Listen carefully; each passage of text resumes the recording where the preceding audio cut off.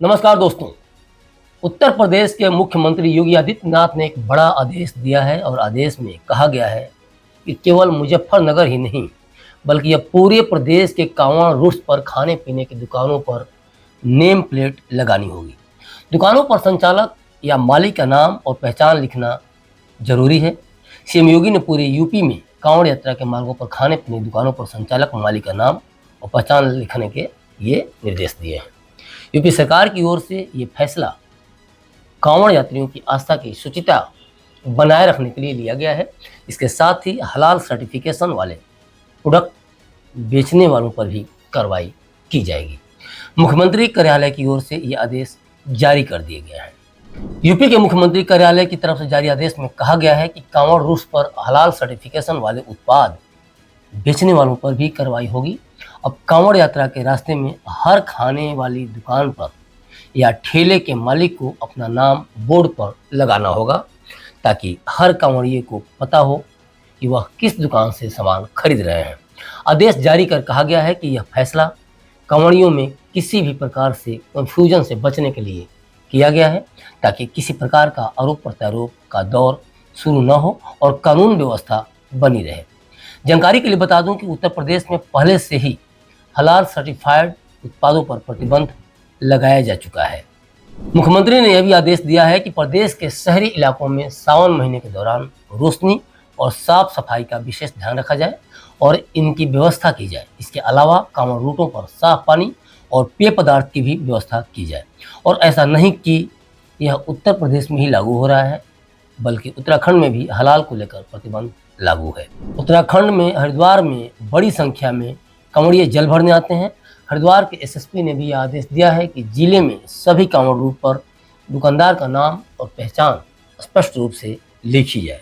Haridwar SSP Parmendra Doval ने इस संबंध में कहा है कि जिले के भीतर जितने भी खाने पीने के होटल ढाबे या ठेला लगाते हैं उन्हें मालिक का नाम क्यूआर कोड और मोबाइल नंबर आवश्यक रूप से लिखना होगा। देखिए, कांवड़ की जो हमारी तैयारियां हैं इसके संबंध में जो होटल ढाबे हैं, रेस्टोरेंट्स हैं और साथ में जो रेडी ठेली वाले जो कांवड़ मार्ग पर लगाते हैं उनको लेके हम लोगों के द्वारा एक जनरल इंस्ट्रक्शन दिया गया है कि वो अपनी जो शॉप्स हैं उसमें प्रोप्राइटर्स का नाम लिखेंगे और ऐसा न करने की स्थिति पर उनके खिलाफ हम लोग कानूनी कार्रवाई भी करेंगे और क्योंकि कई बार विवाद की स्थिति इससे उत्पन्न होती है।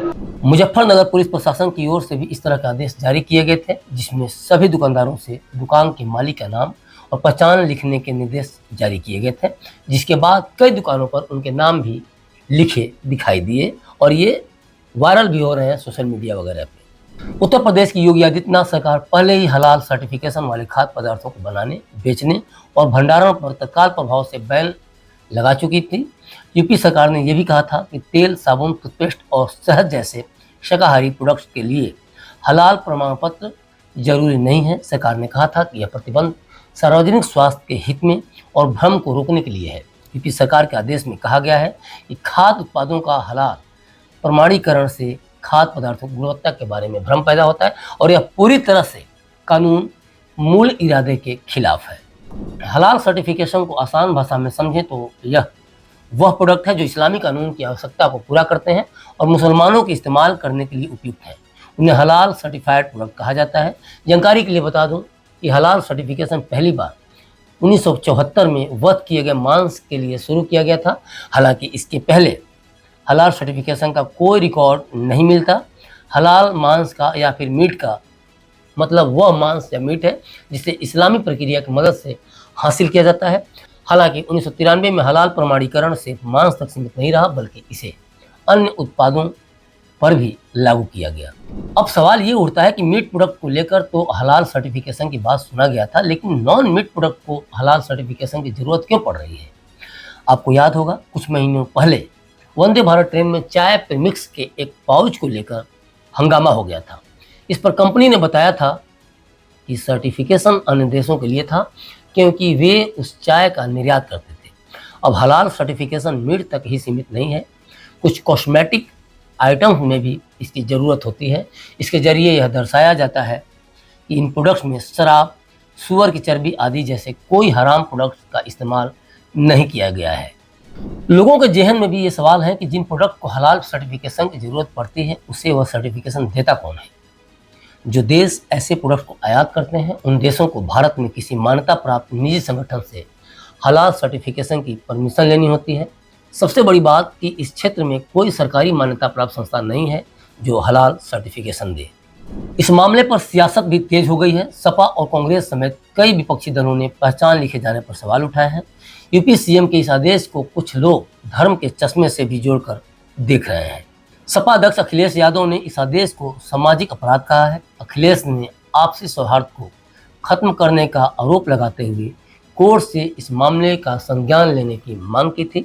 वहीं यूपी कांग्रेस प्रदेश अध्यक्ष अजय राय ने भी इस फैसले को पूरी तरह अव्यवहारिक कार्य बताते हुए तत्काल निरस्त करने की मांग की है। उन्होंने कहा है कि वो समाज में भाईचारे की भावना को खराब करने का कार्य कर रहे हैं। तो आपने देखा कि किस तरह से हलाल सर्टिफिकेशन को लेकर राजनीति तेज हो गई है और ये तय मानिए कि पूरे सावन महीने के दौरान या फिर कांवड़ यात्रा के दौरान इस पर राजनीतिक दल अपनी अपनी रोटियां सेकेंगे, ये भी तय है। तो अभी तक के लिए बस इतना ही। देखते रहिए क्लिक इंडिया और मुझे दीजिए इजाज़त। शुक्रिया।